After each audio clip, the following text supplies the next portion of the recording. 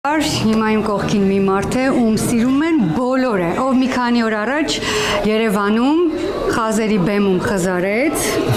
ստացավ տարվա լավագույն փոփ երգիչ Արամ MP3, ողջույն Արամ ջան։ Ողջույն, Շատ ուրախ եմ Մոսկվայում ձեզ տեսնելու, բարի գալուստ, ինչ էմոցիաներ կան այս շրջանակում։ Դե ճիշտ ասած վիտամինով 10 տարի բեմ չբարձրանալուց հետո ու հետո վիտամինով Մոսկվա գալու մեջ տենց շատ էմոցիա կա ու մեր համար տենց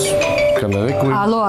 ու իմ համար դա շատ տենց հատկանշական էր Մոսկվայում ելույթը, որովհետև մենք այդտեղ շատ լավ համերգներ ենք ունեցել տարիներ առաջ վիտամինով ու ոնց որ համ տենց ինչ-որ ռետրոսպեկտիվ անդրադարձ էր, համ այդ մարդիկ, ասենք իրանց մոտ ինչ-որ տենց մանկությունից շատ եկան, հիմնականում ասում են մեր մանկությունը,